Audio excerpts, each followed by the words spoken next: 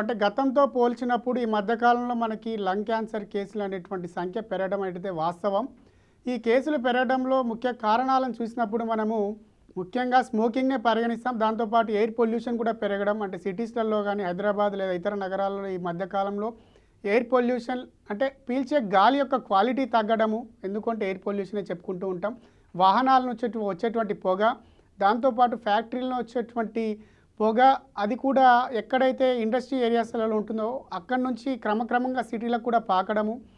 దాంతో పాటుగా కొన్ని రకాల వైరల్ ఇన్ఫెక్షన్స్ కూడా సంఖ్య పెరగడము.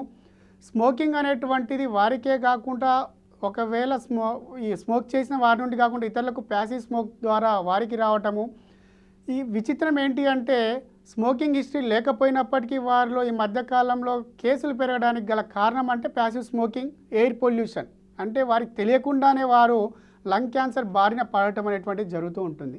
మరి లంగ్ క్యాన్సర్ యొక్క లక్షణాలు ఏంటి అని చూసినప్పుడు దగ్గు, దాంతోపాటుగా దగ్గినప్పుడు రక్తం పడటం అనేటువంటిది ముఖ్య లక్షణంగా పేర్కొంటూ ఉంటాం.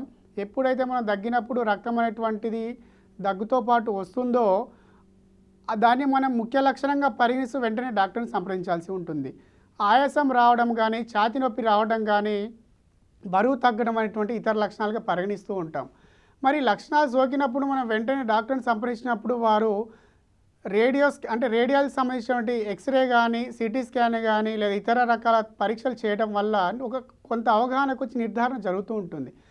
మరి ఈ లంగ్ క్యాన్సర్ యొక్క ట్రీట్మెంట్ అనేటువంటిది మనము లంగ్ క్యాన్సర్ యొక్క స్టేజ్ మీద డిపెండ్ అయి ఉంటుంది కాబట్టి ప్రాథమిక దశలోనే మనం గుర్తించినప్పుడు పూర్తిగా నయం చేసుకునేటువంటి అవకాశం. ఎప్పుడైతే క్యాన్సర్ యొక్క తీవ్రత కానీ స్టేజ్ పెరుగుతుందో ట్రీట్మెంట్ అనేది చాలా డిఫికల్ట్గా మారడము, కీమోథెరపీ వాడడం కానీ, ఆపరేషన్స్ చేసేటువంటి పరిస్థితి రావడం కానీ జరుగుతూ ఉంటుంది. కాబట్టి ముఖ్యంగా జాగ్రత్తల విషయానికి వచ్చినప్పుడు మాస్క్ ధరించడం, అంటే పొల్యూషన్ ఉన్నటువంటి ఏరియాలో మాస్క్ ధరించినా కానీ, స్మోకింగ్ చేసేవారి నుంచి దూరంగా ఉండడం కానీ, లేదా స్మోకింగ్ ఎన్విరాన్మెంట్ని మనం లేకుండా చేస్తూ ఉండాలి.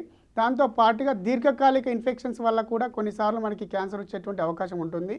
ఆ దీర్ఘకాలిక ఇన్ఫెక్షన్స్ రాకుండా జాగ్రత్తలు కూడా మన పౌష్టికాహారం తీసుకోవడం కానీ, లేదా ఇతర కొన్నిసార్లు మనకి ఏంటి అంటే జెనెటిక్ కూడా ఉంటుంది కాబట్టి ఫ్యామిలీ హిస్టరీలో ఏదైనా మనకి లంగ్ క్యాన్సర్ యొక్క హిస్టరీ ఉన్నట్లయితే ముందుగానే పరీక్షలు చేయించుకోవడం వల్ల తీవ్రతను మరియు లంగ్ క్యాన్సర్ బారిన పడకుండా ఉండేటువంటి ఒక అవకాశం.